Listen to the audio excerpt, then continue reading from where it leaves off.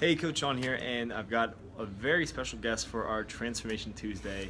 And this is actually one of not only our former members, but also one of our now team members. She's one of our coaches. She's got a pretty incredible story. So I wanted to just take a few minutes to share what her journey's been like since she came to us about 10 months ago, and share some of the challenges that she's faced, and I'm sure you can relate to this as well. So Lisa, why don't you go ahead and introduce yourself and share with everyone how you first came about us and where you were at that point in your life and your journey. Okay, so I met John back in January of this year. I saw, I think, a Facebook ad, and I called, and he called me back, and then we set up a consultation. To be precise, the consultation was January 13th, and my first workout was January 15th. It was pretty hardcore. You remember that date? It was pretty hardcore, yeah.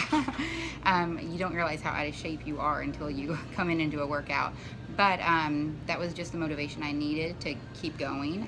I knew that it was something I needed in my life. I had really hit a low place in my life, probably the worst condition I've ever been in my life. So I knew it was something I had to keep coming to. And then within 12 weeks, I did the 12-week transformation program, and so within 12 weeks I lost about 25 pounds. Wow. And then that was even more motivation, obviously, to keep coming. And then the 12 weeks was over around April 6th. I'm really good with dates. and then 12 weeks later, I would say about maybe at the end of July, I had lost another 25 pounds, so that had marked 50 pounds. And then sometime, maybe end of August, maybe middle of September, I lost another 10, so that marked 60 pounds. 60 pounds. Yeah. In 8-9 months. Yeah. Where were you at that point in your life that you had kind of hit that wall of that rock bottom point?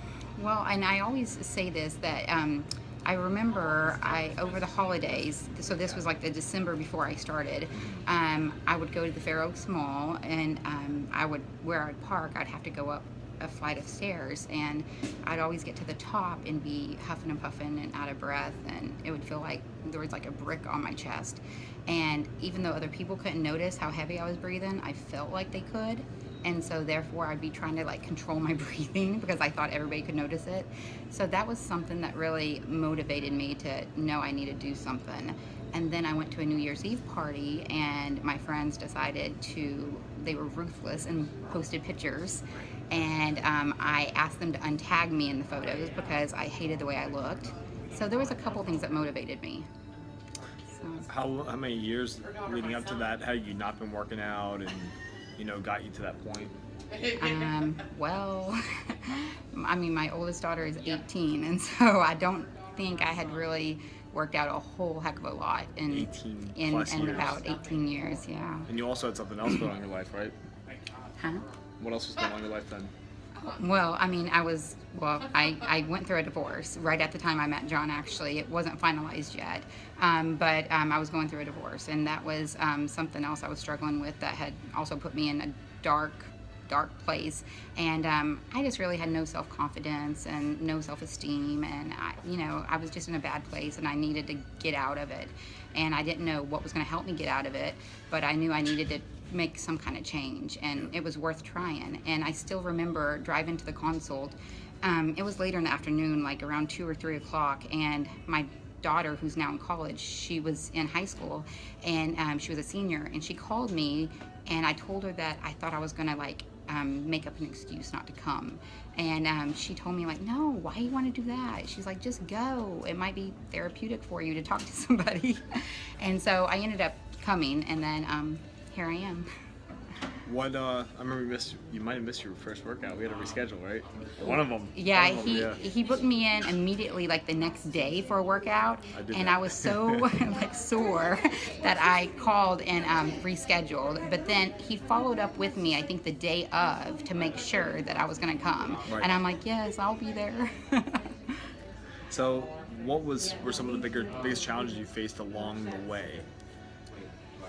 I think it was, I think just like anybody, after a long day's work, you want to get home and, your kids are there, you want to cook dinner, you don't feel like coming. But I just realized that you just have to stop making excuses, and you just have to make time for things that are important to you. There were so many times I tried not to show up, so many times. I was just, either too cold or too tired, or the weather was bad, or, I just could find any excuse in the book. But you have to just keep coming.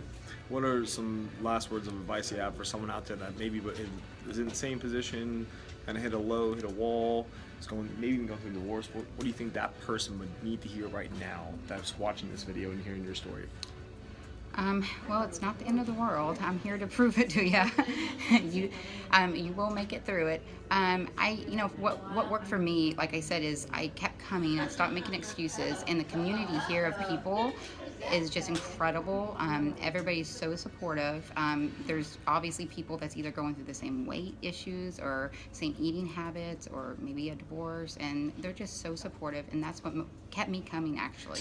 I mean, seeing results obviously is great, but then the support system here is incredible, and I looked forward to it, actually. Like I said, it was very therapeutic. As my daughter told me, it would be therapeutic, and it ended up being very therapeutic. And so it's not the end of the world.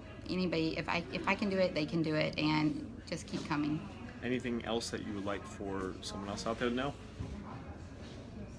I don't know. I just wish people would understand, like, once you kind of get in the habit, it becomes almost it's like a good habit, like once you start eating clean, once you start working out, I don't want to use the word addiction, but it kind of is a good addiction. Healthy it's a good addiction. Yeah, there you go, a healthy addiction.